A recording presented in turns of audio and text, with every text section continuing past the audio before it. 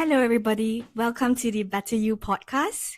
Today, I have a guest with me, Avan Tam, and the topic that we'll be talking about is life working abroad. So I think I want to introduce this guest of mine. He is a senior of mine, and I'm very excited to have him on today. A little background is that we got to know each other through a mutual friend at a social event. Avan, would you like to introduce yourself? Thank you for the opportunity today. My name is Avan. I study at Warwick University. I did econs back then, and I, graduated from University of Warwick and got an offer at Lloyd's Banking Group. I'm currently the associate in the transaction banking products team within the CIB business. I've been in the UK for nearly 9 years now. So I'm really excited to be, to share some of my experience and, to you all today. Great. Thank you, Avan. Like I said, we are talking about life working abroad, and I feel Avan is the best person to speak to. He has, like he said, 9 years of experience. Wow. Like how? That's great. Right. So as we know, both of us graduated from a university in UK, which is Warwick.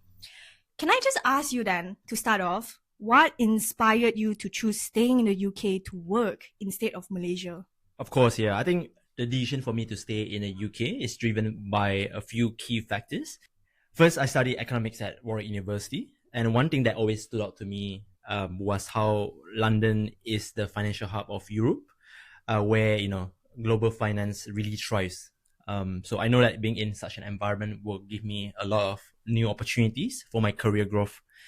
But beyond that, London is such a unique city, both in terms of culture and professional experience.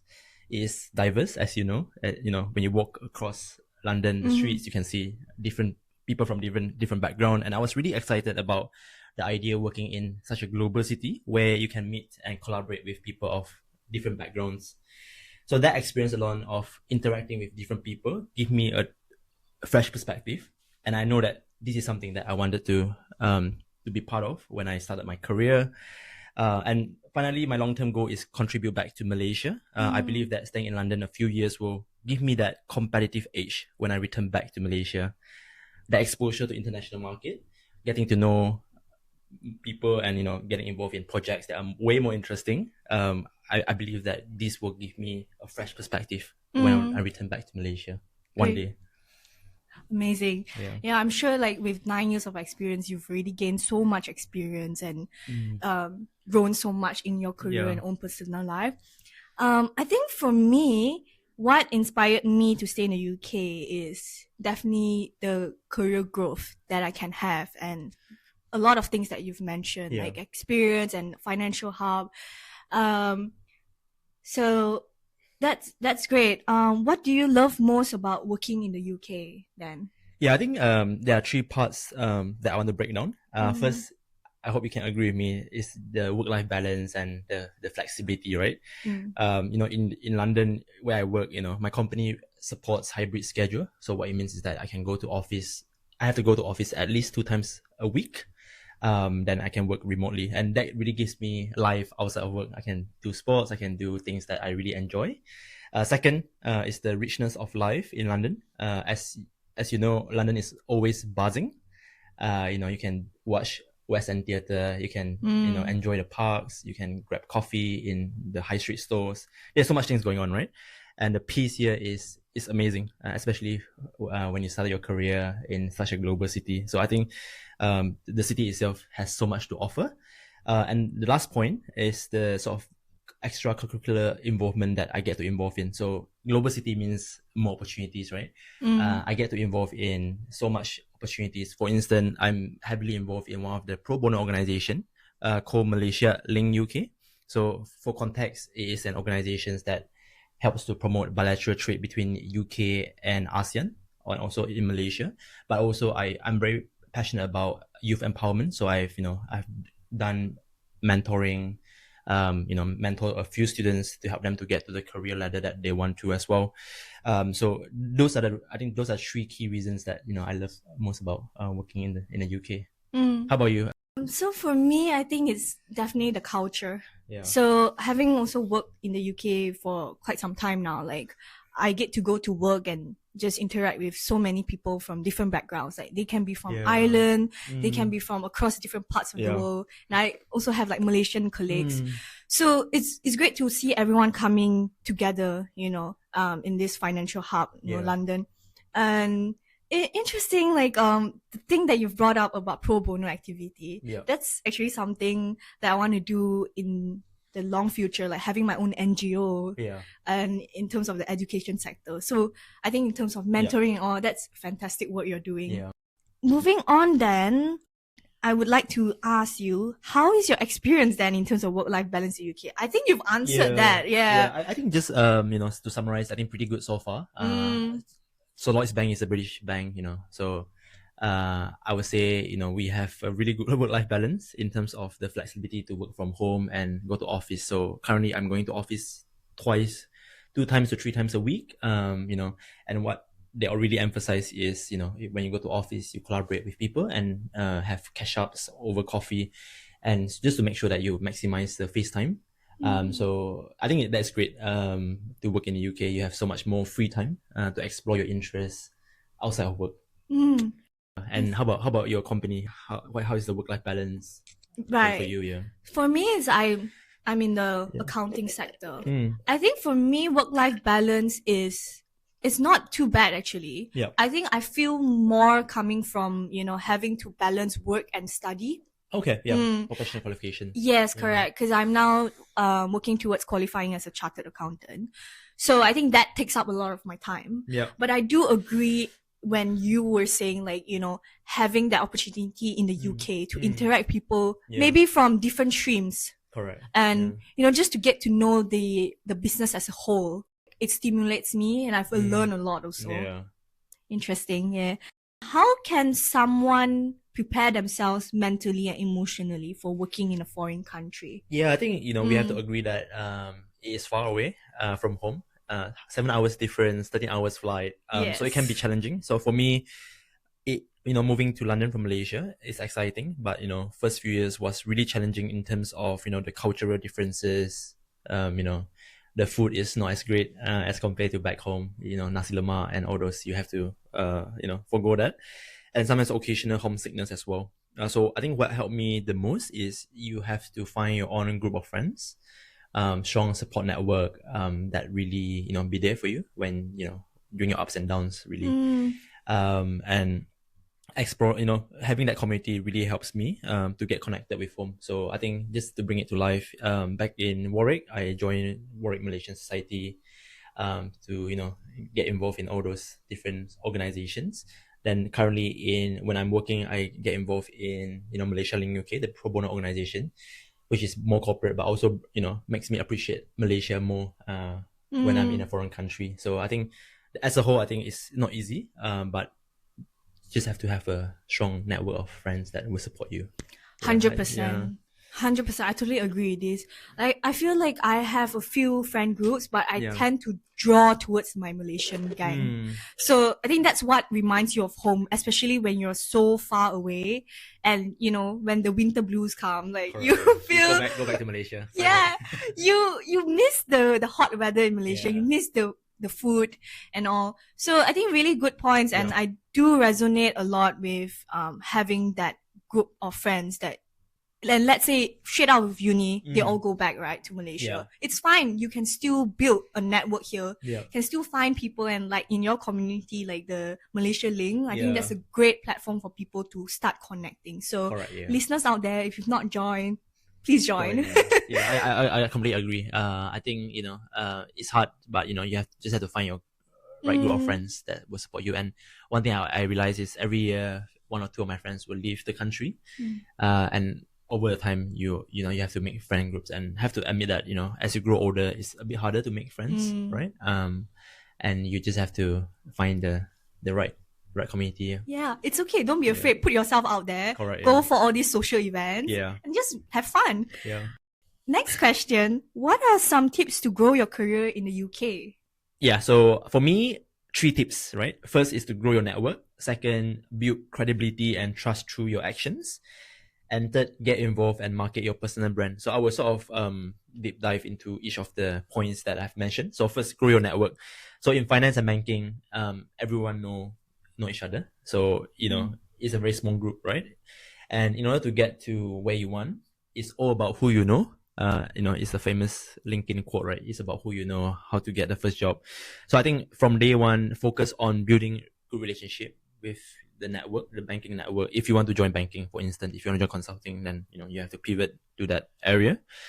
Second, build credibility and trust through action. So I think this is a phrase that is given by a mentor of mine. He always told me that credibility in the UK is earned by constantly delivering high quality piece of work. So when you are given a piece of work, you have to deliver a high quality, and you will get praise about it, and people will notice you. So be good at what you do, and reputation is very it's hard to earn, right? And you have to treat every task an opportunity to earn that reputation.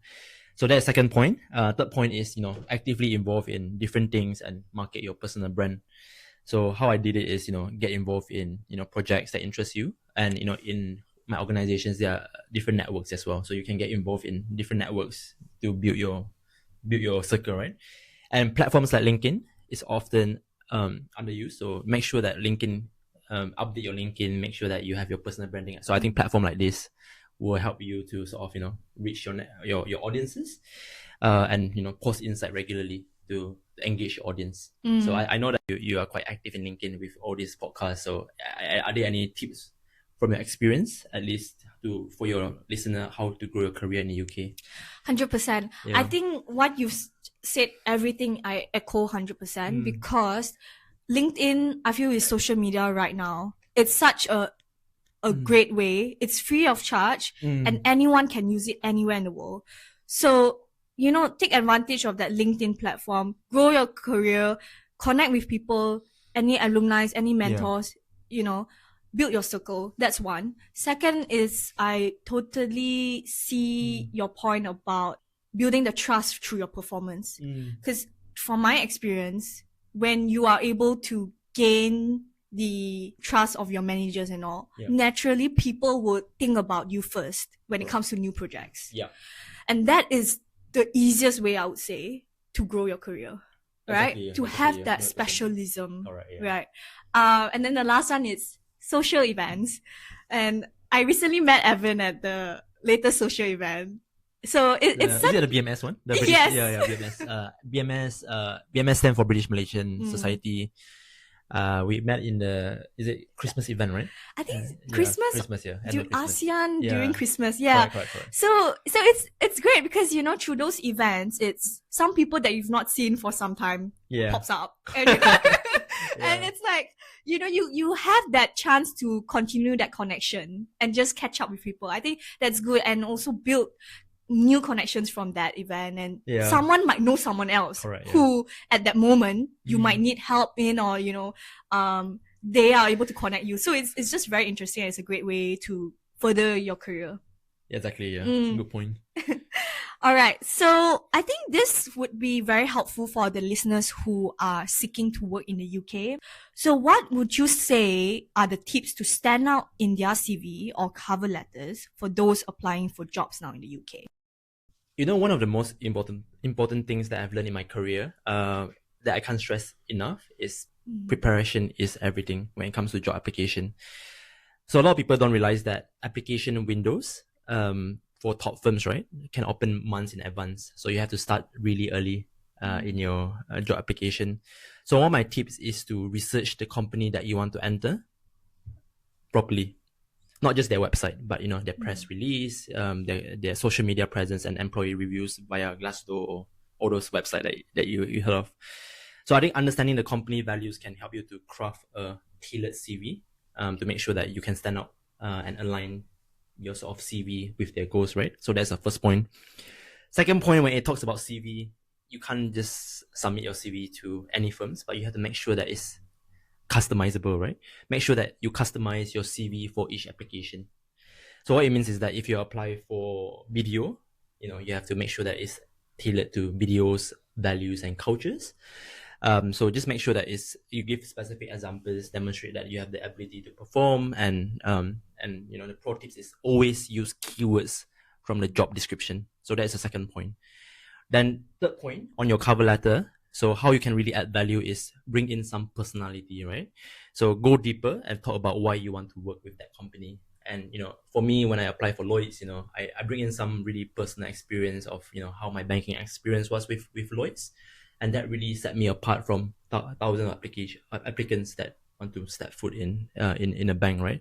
So that's the third point. And the last point that I really want to mention here and emphasize is soft skills, right? So soft skills matter more than ever. So what it means is that, employers in the UK, they really look at, collaboration, teamwork, leadership skills. So make sure that you get involved in different extracurricular activities back in university so that you can put in your CV and make sure that you have that leadership experience. So I think that's all. So I just want to repeat, right? The first one is preparation is everything. Second, customize your CV. And third is make sure that you demonstrate leadership skills and all those collaborative skill set as well. So yeah, any other tips from yourself who gone through the similar sort of career journey as well, like myself? Yeah, for me, I'm trying to reflect when I was preparing for my CV a few years ago for BDO.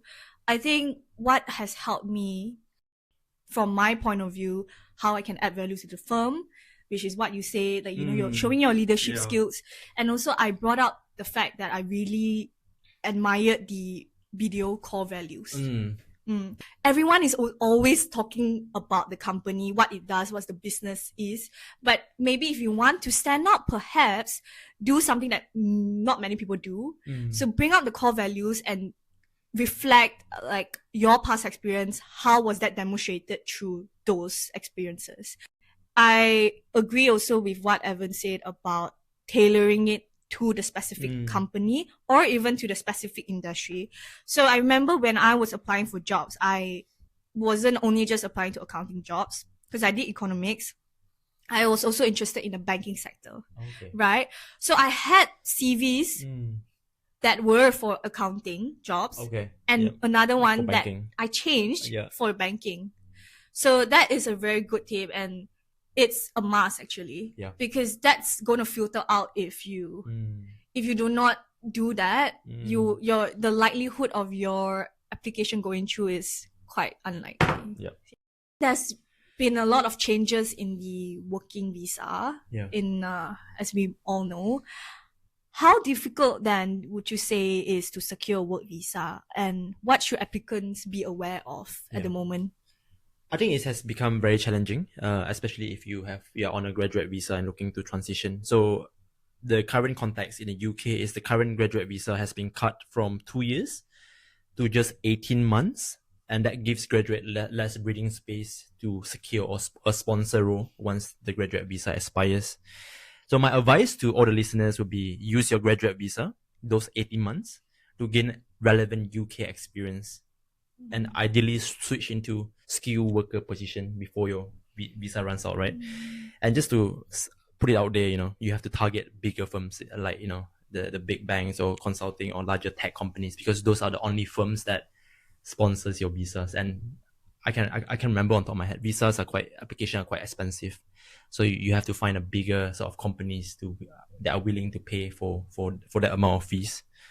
So I think that's my take on that. I think, when I look at the friend groups that I have, a lot of people are sort of struggling with the visa problem right now, and those who can't get a job, they will eventually have to go back to Malaysia as well. What is your experience on the visa? Firstly, I want to say that I truly empathize with those people who are struggling right now. I feel very sad for them because it's out of their control.